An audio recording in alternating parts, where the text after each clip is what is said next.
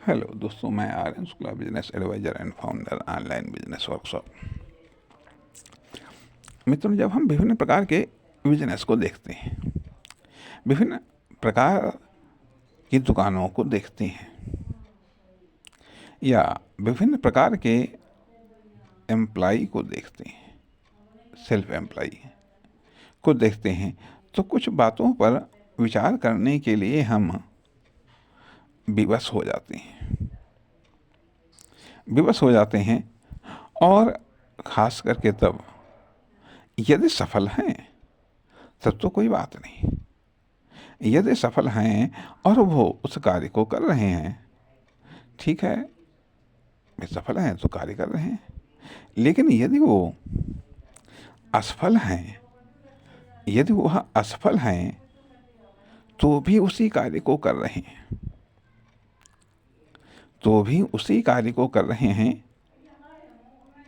तो हम सोचने के लिए विवश हो जाते हैं कि यह असफल हैं, फेल हैं, न तो खुद का खर्चा निकाल पा रहे हैं और ना ही खुद की फर्म, दुकान, कंपनी या खुद की कॉमर्शियल कास्ट को निकाल पा रहे हैं, फिर भी जारी रखे हुए हैं, फिर भी उसी कार्य को कर रहे हैं।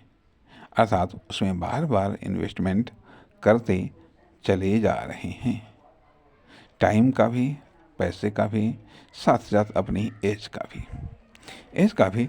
तो हम सोचने के लिए विवश हो जाते हैं कि आखिरकार ऐसा क्यों होता है। क्या बिजनेस अपने आप में एक लालच है, या बिजनेस अपने आप में एक व्यवस्था है, या बिजनेस अपने आप में एक आकर्षण है?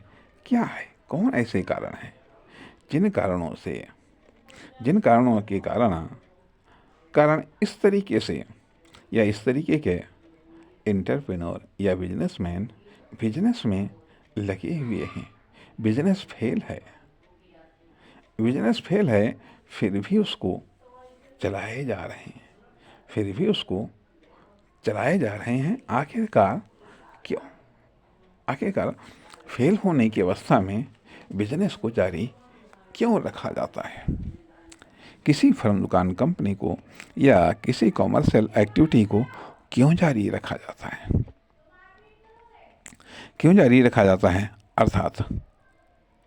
अर्थात कभी कभी ऐसा होता है जब हम रास्ते में फेल होते हैं, जब हम रास्ते में कुछ आगे बढ़ने के बाद में, ये ज़्यादा आगे बढ़ने के बाद में जब हम फेल होते हैं, और यदि मान लिया हम कहीं 50% या 60%, 70% रास्ता तय करने के बाद में फेल होते हैं, तो फिर तब हमारे पास में रास्ता क्या होता है? रास्ता ये होता है कि आगे बढ़ करके फेल हों, वह बेहतर है।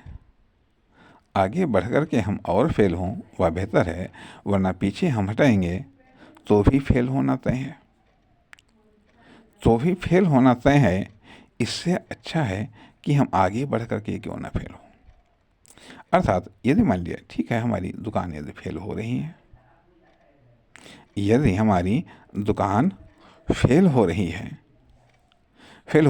अब यहाँ पर एक एग्जाम्पल हम देना चाहेंगे कि ऐसी कंडीशंस में, जैसे कि मान लिया मतलब बिजनेस पर एक मोटी नज़र नहीं रखिएगा, बारीक नज़र रखिएगा। या तो आपको ये लगेगा कि आप गलत बिजनेस कर रहे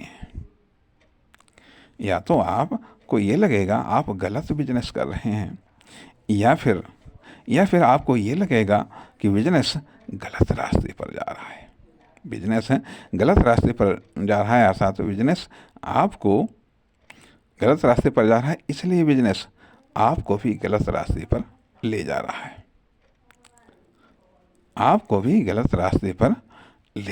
है।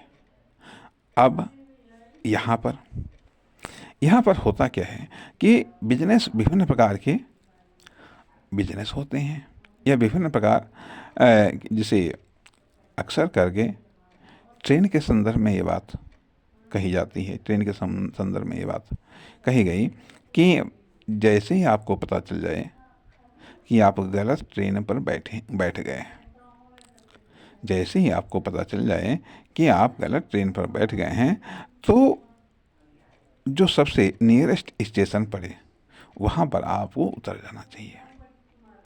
जो सबसे नियरेस्ट स्टेशन पड़े वहाँ पर आपको उतर जाना चाहिए।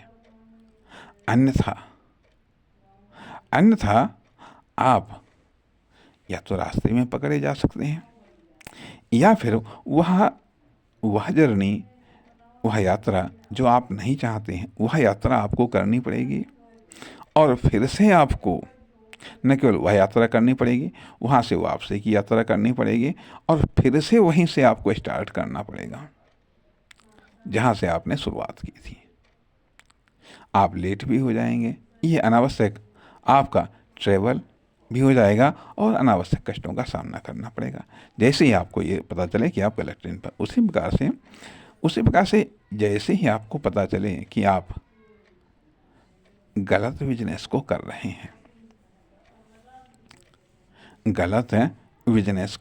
हैं, वैसे ही आप जितना शीघ्र हो सके उस बिजनेस को छोड़ दें, या उस बिजनेस से खुद को अलग कर लें, या हो सके तो वहाँ पर अपना एम्प्लॉय को बिठा दें। ठीक, एक चीज़ आती है।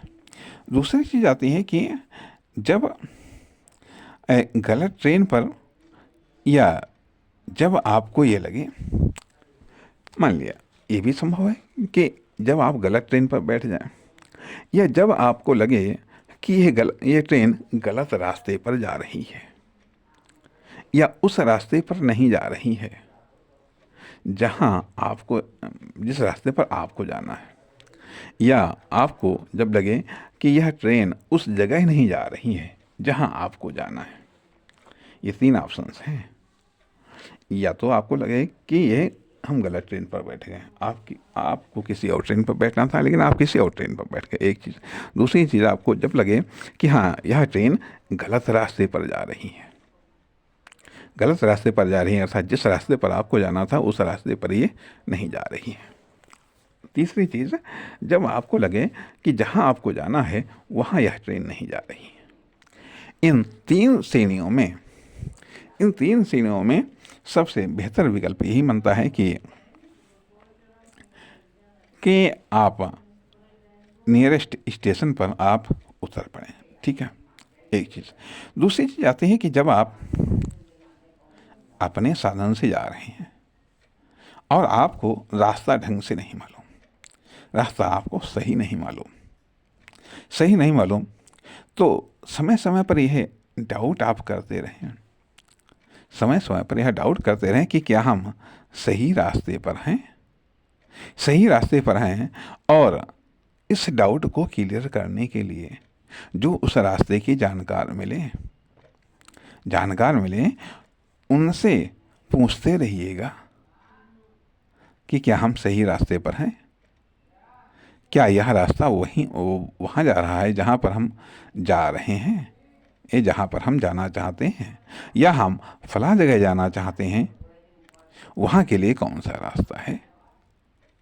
अर्थात जो जानकार हैं, जो उस फील्ड में कामयाब हुए हैं, या जो उस फील्ड के बिग फेलियर्स हैं, या उस फील्ड के जो एक्सपीरियंस होल्डर हैं, या उस फील्ड के जो एक्सपर्ट हैं या एडवाइज़र हैं, समय समय पर इनसे पूछते रहिए कि क्या हम सही रास्ते पर हैं,